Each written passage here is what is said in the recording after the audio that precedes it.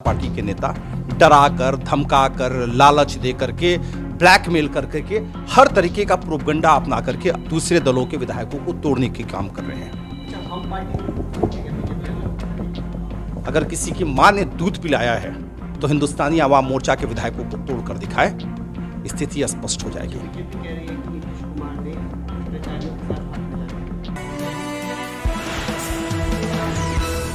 टूट नहीं है।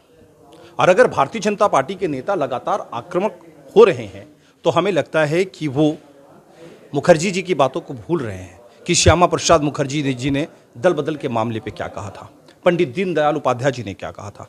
श्यामा प्रसाद मुखर्जी जी ने स्पष्ट तरीके से कहा था कि अगर आप दूसरे दल के विधायक को अपने दल में शामिल कराते हैं तो पहले उनसे इस्तीफा दिलवाइए और इस्तीफा देश के जनादेश के थ्रू आप उनको अपने आप में लीजिए। लेकिन आज भारतीय जनता पार्टी के नेता डराकर, धमकाकर, लालच दे करके, ब्लैकमेल कर करके हर तरीके का प्रोपगंडा अपना करके दूसरे दलों के विधायकों को तोड़ने के काम कर रहे हैं। अच्छा, हम पार्टी में हो सकते हैं बीजेपी? अगर किसी की मां ने दूध पिलाया है तो हिंदुस्तानी आवाम मोर्चा के विधायकों को तोड़कर दिखाए, स्थिति स्पष्ट हो जाएगी। बीजेपी कह रही है कि नीतीश कुमार ने भ्रष्टाचारियों के साथ हाथ मिला लिया है। और अगर नीतीश जी 15 दिन पहले जब बीजेपी के साथ थे तब बीजेपी भ्रष्टाचारी थी क्या? अजीब चीज़ें हैं। ये कौन सा वॉशिंग मशीन है भारतीय जनता पार्टी के साथ कि ऊपर से भ्रष्टाचारी डालो और बीजेपी से जहां घुस के बाहर निकला तो वो ईमानदार हो जाता है। कम से कम भारतीय जनता पार्टी के नेताओं को बोलने से पहले सोचना चाहिए।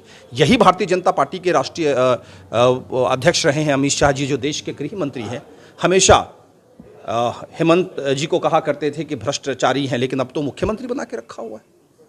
ये कहते थे महाराष्ट्र के जिनको अभी मुख्यमंत्री बना के रखा हुआ है, उनको कहते थे कि बड़ा भ्रष्ट आदमी है, लेकिन शिंदे जी को आज उन्होंने मुख्यमंत्री बना के रखा हुआ है। देखिए, इनके बयान को अगर आप पुराने बयान को देखें और आज के बयान को देखेंगे तो स्पष्ट हो जाएगी कि भारतीय जनता पार्टी नहीं, भारतीय भ्रष्टाचारी पार्टी है ये, जो वक्त के हिसाब से बयान बदलती है। क्या लगता है बिहार में जंगल राज आ गया? जिस तरीके से बीजेपी कह रही है कि लगातार अपराध बढ़ता जा रहा है बिहार में, क्या लगता है? 2018 में तो माननीय सुप्रीम कोर्ट ने कहा है कि उत्तर प्रदेश के हालात को देखकर ऐसा लगता है कि वहाँ जंगल राज है।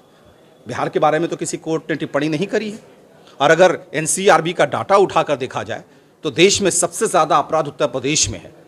तो ये अगर भारतीय जनता पार्टी के नेता कहते हैं तो वही हुआ कि आसमान में वह लोग थूक रहे हैं जो थूक उनके मुंह पर खुद गिर रही है। अगर सही मायने में उनको लगता है कि